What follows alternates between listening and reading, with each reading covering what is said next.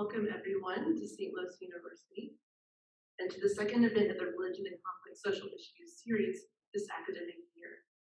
My name is Rachel Lindsay, and I'm a faculty member in SLU's Department of Theological Studies, where I teach courses on American religion and theories and methods in the study of religion. I am joined by my colleagues, Professor Elizabeth Black and Professor Pauline Lee, who are running the webinar portion of tonight's event. We are delighted to have so many people participating in person and online tonight from both our SLU community as well as those from across the country.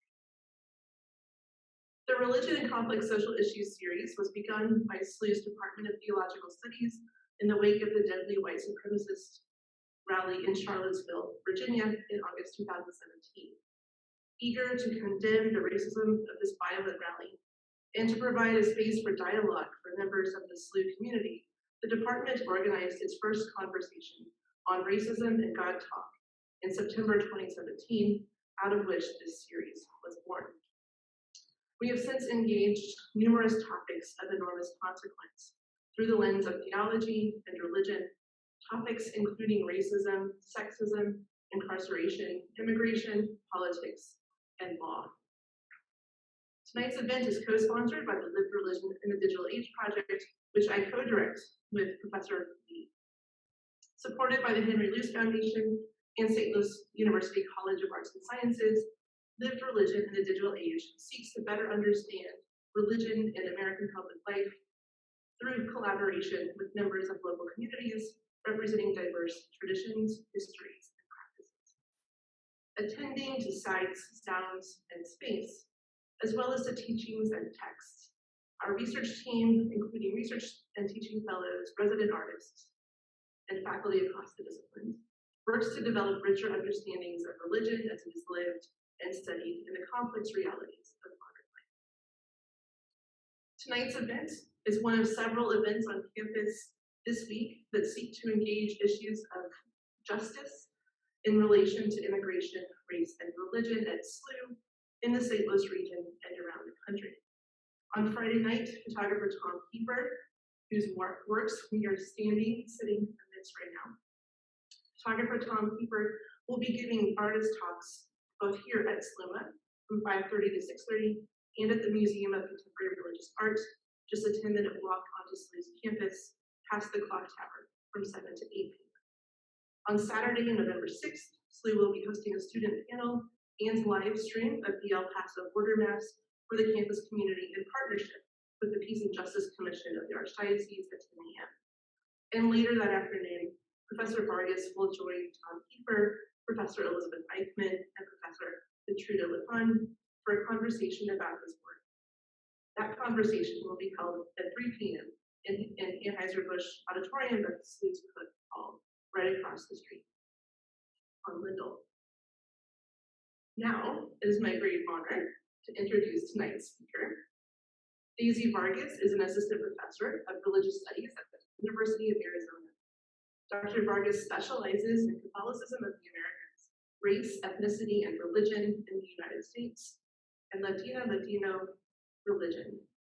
Her current project, Mexican Religion on Trial, Race, Religion, and the Law in the U.S.-Mexico borderlands, traces the history of Mexican religion, race, and law from the 19th century into the contemporary moment, positioning current legal debates about Mexican religion within a longer and larger history of anti-Mexican and anti-Catholic attitudes in the U.S. She has served as an ethnographic field researcher for the Institute for the Study of Immigration and Religion since 2012. In 2017, she was awarded a Charlotte Newcomb doctoral dissertation fellowship with the Woodrow Wilson Foundation. Dr. Vargas is co-curator of the MOCRA exhibition, Tom Kiefer Pertinencies Belongings, which is on display right now as well. The title of Dr. Vargas' talk this evening is Sobrevida, Religion, Race, and Migration on the Mexico-U.S. border. One quick word about format before we welcome Professor Vargas. We invite those who are attending tonight's talk via the webinar to submit your questions at any time using Zoom's Q&A function on the bottom of your screen. For those of you in the room, we will open the floor to your questions after Professor Vargas' remarks. In keeping with our tradition with this series, we will reserve the first few questions for students and then open the floor to everyone else.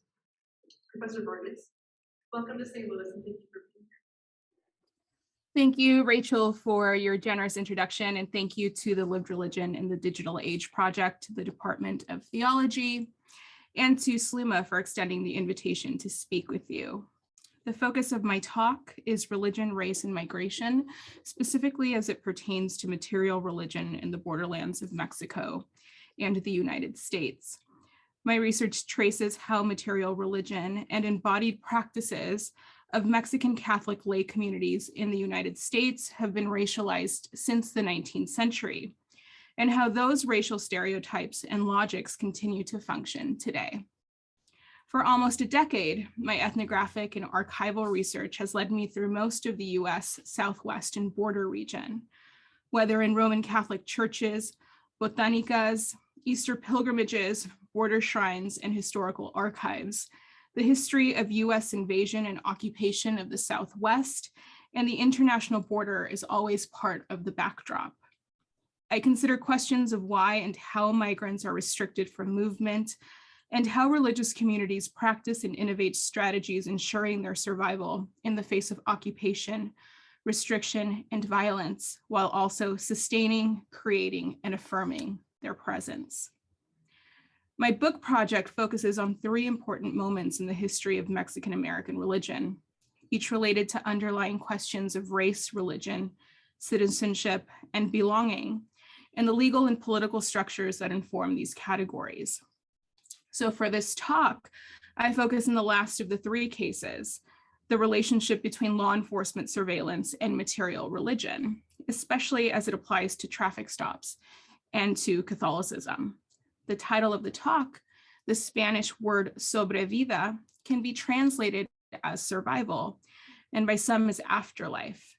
In the final part of my presentation, I reflect on the intersections of my research with the photography of Tom Kiefer and consider another way of thinking about Sobrevida, the afterlives of material religion, and the US-Mexico borderlands.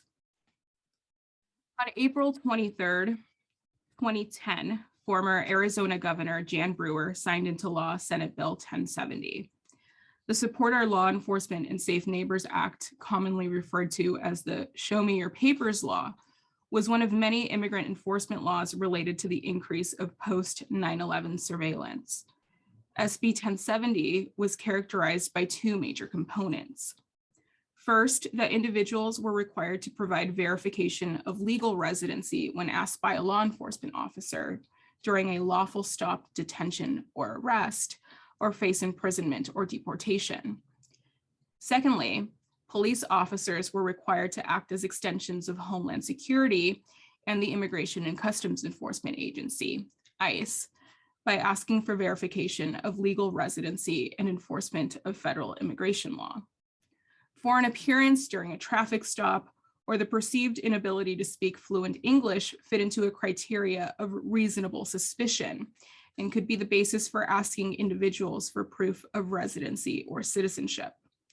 This reasonable suspicion also granted officers a reason to look for probable cause, most commonly leading to the search and seizure of vehicles.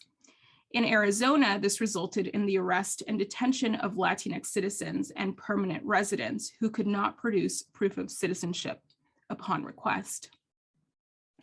While in 2012, the US Supreme Court ruled to strike all but one of the provisions from the law, citing the others as unconstitutional, it upheld the ability for Arizona State Police to serve as extensions of Homeland Security and ICE in the case of reasonable suspicion. As a preventative measure in response to the passing of SB 1070, immigrant advocacy groups in Arizona advised Latinx residents to remove rosaries from their rearview mirrors as cases of racial profiling-based traffic stops under the guise of obstruction of field of vision had already been documented in states like California and Texas. Though SB 1070 brought focused attention to race-based traffic stops and the role of police officers in immigration enforcement, This type of surveillance and profiling was not exceptional to California. In 2009, the San Francisco Immigrant Rights Committee, La Raza Central Legal, and numerous San Francisco residents appeared at a city hall hearing alleging that they had been pulled over and given tickets because they had a rosary hanging from their vehicle's rearview mirror. Similarly, in 2013, Latinx residents of Racine, Wisconsin, voiced concern over racial profiling during traffic stops that included the presence of rosaries in the vehicle. We can understand three important things here related to race and religion. One, that material culture, objects, symbols, and images often serve as visual markers of ethnicity and race. Two, Latinx, particularly Mexican and Mexican-American individuals, are, in the eyes of law enforcement, connected to Roman Catholicism. And three, the process of racializing Mexicans in the United States often relies on visual markers of Roman Catholic presence and devotion.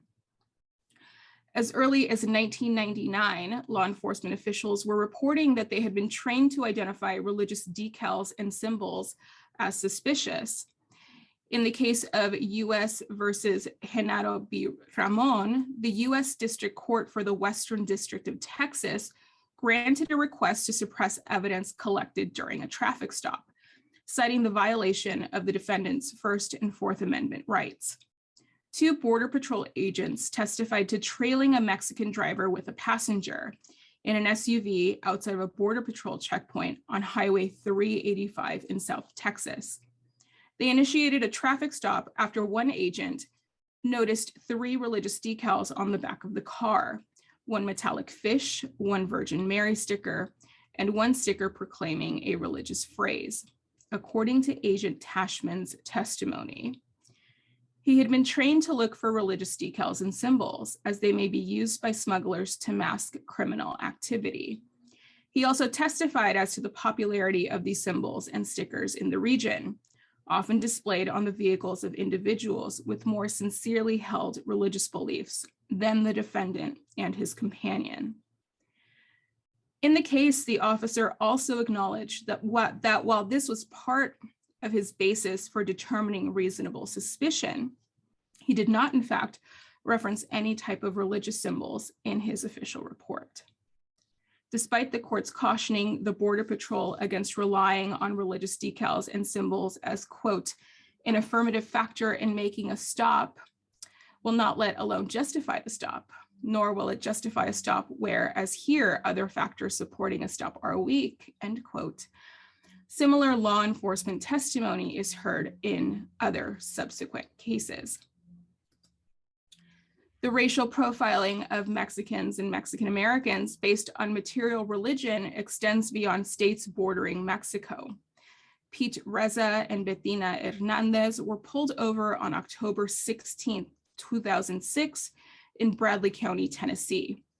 Despite having run the license plates and gaining knowledge that the car was not a stolen vehicle, a police officer pulled the car over and questioned Reza and Hernandez after observing that they were of Latin American heritage and had a rosary hanging from the rearview mirror. The U.S. District Court of Tennessee at Chattanooga denied the motion to suppress evidence in the trial, despite testimony by the arresting officer. In the affidavit presented to the presiding judge, the officer stated that, quote, his suspicions were raised when he saw a rosary hanging from the rearview mirror of the vehicle, because he knew that a rosary or cross is a recognized sign of drug traffickers who were seeking protection on their journey. In response, the officer stated that because the Roman Catholic faith is common among people of Hispanic heritage, and because it is well known within law enforcement circles that Hispanics are disproportionately overrepresented among drug traffickers, a rosary or cross would be consistent with this observation as well. The arresting officer again stated, however, that it was the totality of the facts and circumstances surrounding this incident and not any one specific factor that led to his suspicions, end quote.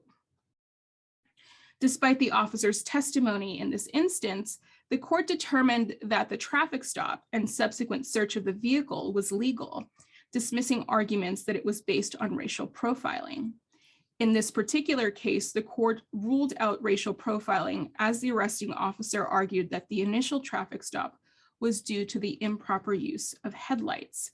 It did not address the rosary was also used as the justification for reasonable suspicion. In 2010, 10 Latino motorists successfully sued the city of Alexander, Arkansas for racial profiling, proving that Officer Tommy Leith made routine traffic stops targeting Latinos. According to the court documents, Leith identified the males based on the appearance of their skin tone, hair color, eye color, as well as the material culture displayed in their vehicles. 5 of the 10 defendants had displayed rosaries on their rear view mirrors. In his deposition, Leith admitted that 75% of the citations he wrote for windshield obstructions were written to Hispanics.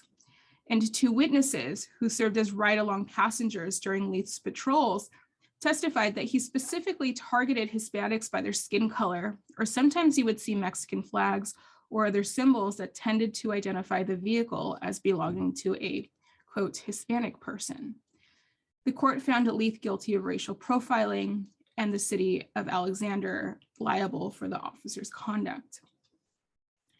In the 2013 trial of Luis Fonseca Ramirez in the U.S. District Court in Nebraska, the court denied a motion to suppress evidence despite testimony by the arresting officer that his training included identifying rosaries with smugglers who are, quote, very religious or superstitious and use religious items as good luck charms, end quote. As in the Reza and Hernandez case, the court did not address any violation of the First Amendment. The decision to deny the motion to suppress rosaries as evidence in this particular case, while it is deemed racially and religiously motivating profiling in others, reveals a tension in the courts. The rosaries are considered religious markers. They're also read as visual markers of potential criminality. Other cases include testimony tying reasonable suspicion to the clutching of prayer cards, the muttering of prayers, observations of drivers making the sign of the cross, and religious images dangling from keychains. In the post-9/11 period, as many officers have testified, law enforcement training in the U.S. related to Latinx crime has focused heavily on undocumented migration and the narcotics trade. Law enforcement officers are taught to use Mexican Catholic material objects as evidence of reasonable suspicion during traffic stops.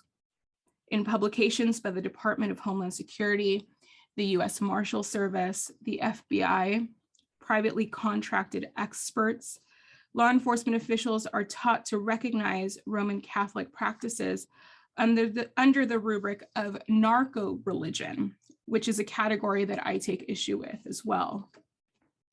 As part of the larger project of racial profiling, surveillance, and criminalization, the invocation of border security as a justification for these actions also positions migrants as potentially criminal and violent threats to the United States.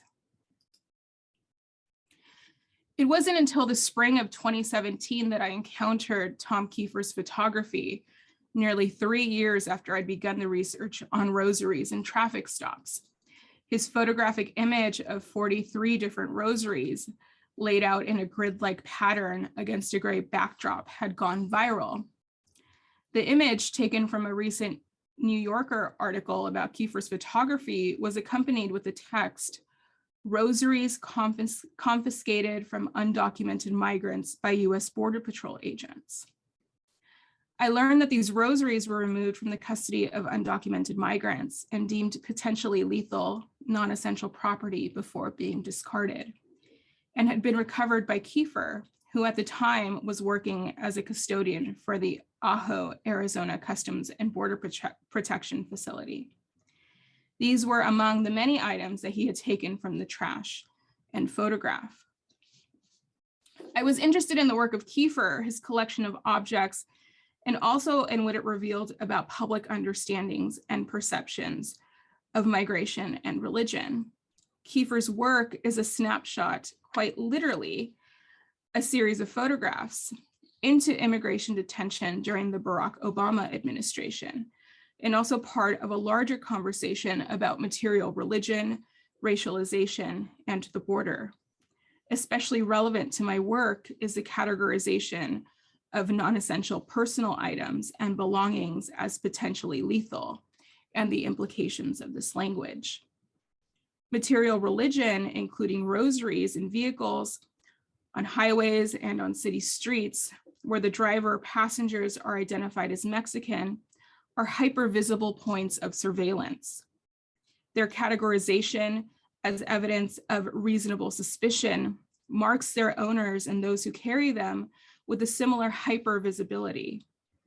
In the enforcement of the U.S.-Mexico border by officers with the extended duties of immigration officials, the aim is to restrict movement or to remove them from sight through detention, incarceration, or deportation. Presence is both the tool and the concern. It is enough for reasonable suspicion and profiling, yet the religious material remains absent from the official record, as with the case of Genaro Ramon, unless by chance, of course, these cases are appealed. There are official procedures for the handling of migrant possessions, including timelines and chains of custody for itemizing, recording, storing, and returning personal belongings confiscated during immigration processing. However, reports show that approximately 42% of detainees at the US-Mexico border do not have all of their belongings returned. While some of this has been attributed to poor record keeping and issues involving the moving of migrants through different detention facilities, Kiefer's photographs reveal the practice of disposal of personal belongings within the first moments of detention. I'm struck here again by the imposition of absence, the disposal of possessions, and also the ways in which migrants are disappeared into detention centers, literally removed from the public eye and rendered invisible, but also invisibilized in a carceral system that conceals the locations of migrants from families and advocates. To me, Kiefer's photographs are as much about absence as they are about presence. In Southern Arizona, this is especially relevant, as the 100,000 square miles of the Sonoran Desert, ancestral home to more than 17 different indigenous nations, have been weaponized by the US Border Patrol against undocumented migrants. As anthropologist Jason De Leon has written about extensively, the 1994 strategy of prevention through deterrence pushed migrants away from traditional crossing points along the border, funneling them into areas of extreme weather and hostile terrain. The strategy has not deterred migrants from attempting the dangerous crossing, but has instead resulted in the deaths of over 3,200 people. Indeed, the necropolitics of the state is made invisible in these borderlands. Migrants led into potential death and disappearance.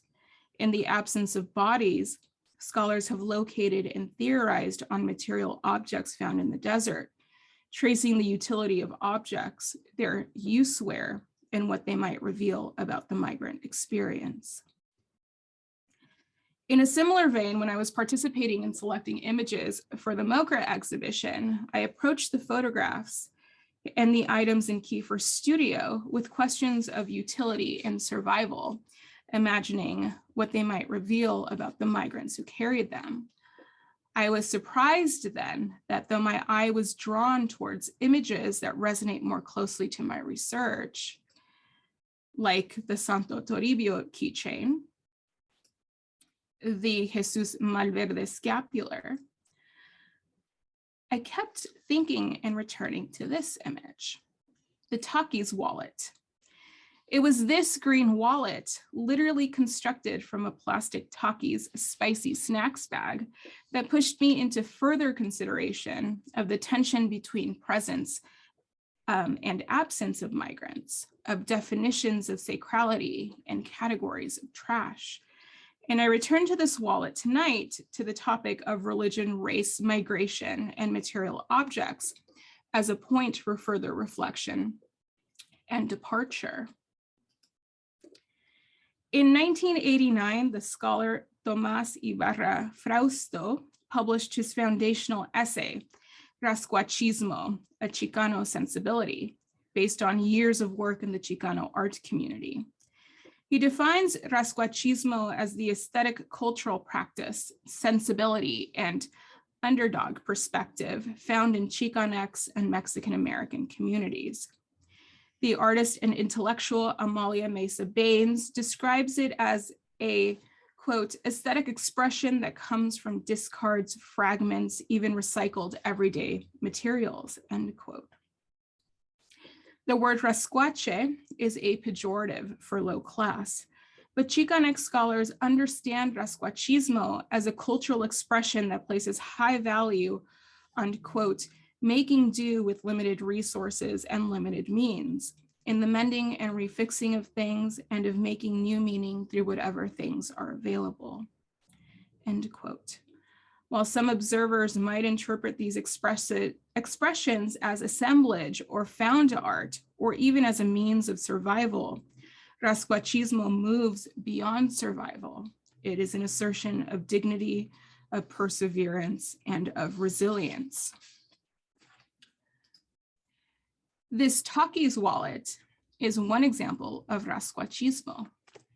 Created and crafted literally from available materials, the crinkly bag has been reconstituted into a new aesthetic and functional form. Examples of Rascuachismo and religion are abundant in Mexican and Mexican American communities, in the building of altars and in the decoration of religious images and spaces.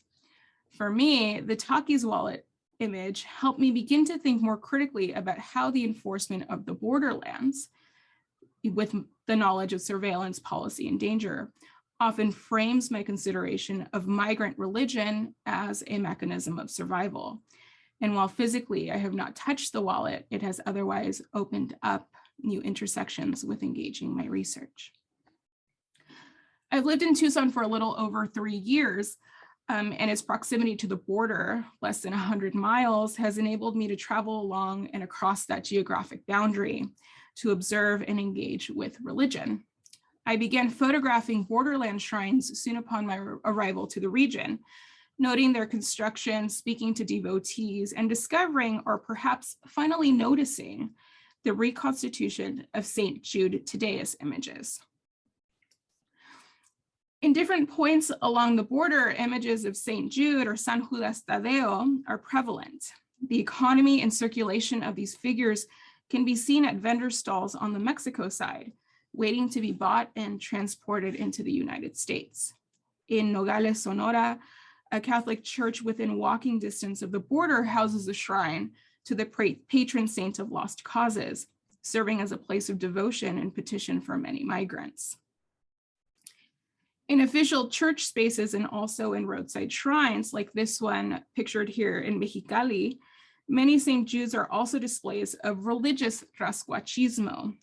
Despite and in spite of fragmentation and damage, these images are reconstituted, made whole again, or become part of the larger shrine. The objects are not discarded. They do not lose meaning. And these images, this is an image of a local shrine here in Tucson, of a box full of broken saints images. And we see St. Jude represented highly among these things. But the second picture here was taken about 2 weeks after I photographed the first box. I noticed the broken saints in the first box, and when I returned, I came back to see that they had been reconstituted and arranged in the shrine. So what we see are that St. Jude remains actively engaged as a connection to sacrality rather than diminished. We see here another image of St. Jude with a cracked face, again, another image that's been reconstituted, as well as, I think this is my favorite image, also taken in Tucson, of St. Jude reconstituted with 2 parts of 2 very differently sized images, right? So And in looking at these altars and looking at these reconstituted St. Jude's, right, I'm thinking about this rascuache sensibility, at once making do, irreverent, creative, right, and how they mark the landscape as a place imbued with religious life, even as the apparatus of the state seeks to render migrants invisible through violence and detention. And so I'd like to return to the title of my talk, right, to the word sobrevida. The verb sobrar translates into English literally as to be left over. But the meaning is much more nuanced. It implies to be more than enough, to have an excess of. Lo que sobró, or literally what there was too much of, relates to abundance. What I might imagine as that which overflows. Sobrevida, or to sobrevivir, in my translation, and in reference to my research and encounter with material religion, indicates an excess or an abundance of life. Sobrevida is literally over life, life that refuses to be contained, refuses the silences, and refuses the absences. In the context of a political and social landscape that relegates the undocumented and other racialized communities to invisibility, incarceration, social, and even literal death, the word sobrevida, to me, takes on a meaning beyond mere survival. What might it mean to approach images of these confiscated materials with a method similar to what historians would call reading against the grain, refusing to accept absence, and instead holding space to remember the humans who carried these objects, humans very much alive, humans with communities who carried parts of their lives with them. In a landscape characterized and enforced through violence as a tactic of the state, these affirmations of life, and religious life in particular, are reminders that the desert is also a place of sustenance and life. Perhaps what connects those images racialized in traffic stops, the objects discarded at processing facilities, and the reconstituted St. Jude's is their presence refusing to be made absent, and presence that affirms life and humanity. These objects and images are not simply tools for survival, but integral to potential futures and afterlife.